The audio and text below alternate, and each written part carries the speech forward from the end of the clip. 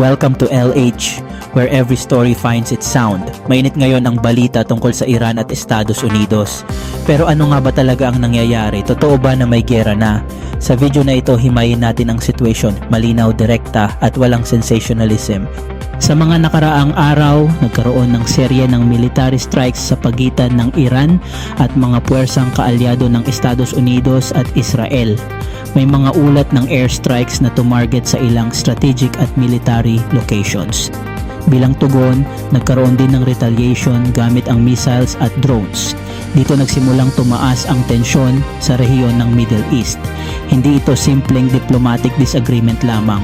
Kapag may actual na military exchange, mas nagiging seryoso ang sitwasyon dahil maaaring lumawak ang conflict.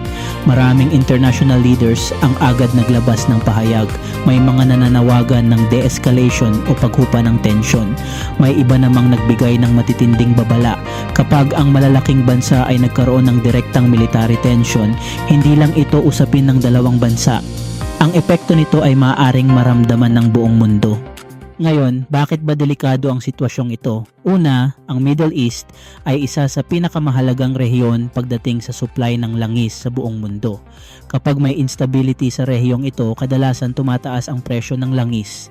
At kapag tumaas ang presyo ng langis, sumasabay din ang presyo ng gasolina, transportation at iba pang bilihin. Ibig sabihin, kahit wala tayo sa Middle East, maaari pa rin tayong maapektuhan sa pamamagitan ng ekonomiya. Pangalawa, may posibilidad na madamay ang ibang bansa. Ang Middle East ay komplikado pagdating sa alliances at regional politics. Kapag may isang bansa na nakisali o nadamay, maaaring mas lumawak ang conflict. Pangatlo, ang ganitong situation ay maaaring magdulot ng panic sa global markets. Kapag mataas ang uncertainty, nagiging unstable ang financial markets. At kapag ang global economy ay naapektuhan, mararamdaman ito ng maraming bansa. Ngayon ang tanong, ano ang posibleng mangyari sa susunod? Number 1, diplomatic talks. Maaring pumasok sa negosasyon ang magkabilang panig. Sa kasaysayan, maraming tensyon ang nauwi sa pag-uusap at kasunduan. Number 2, mas lalong escalation. Kung magpatuloy ang retaliation at military response, posibleng mas lumala ang sitwasyon. Ang bawat strike ay maaaring mag-trigger ng panibagong sagot mula sa kabilang panig. Number 3, regional conflict. Ito ang pinakadelikadong senaryo. Kung madamay ang ibang bansa sa rehiyon, maaaring lumawak ang conflict at maging mas komplikado.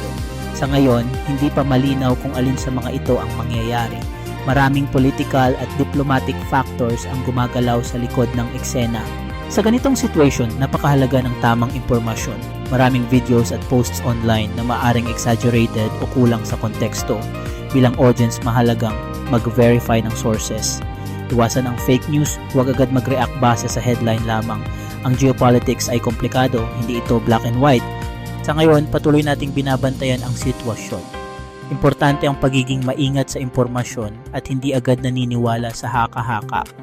Ano ang opinion mo dito? Sa tingin mo ba maaayos ito sa diplomasya? O lalala pa ang sitwasyon? I-comment mo sa baba. Kung nakatulong sa iyo ang video na ito, don't forget to like and subscribe para mas marami pa tayong ganitong breakdown. Malaking tulong yan sa channel. This is LH, where every story finds its sound. See you in the next video.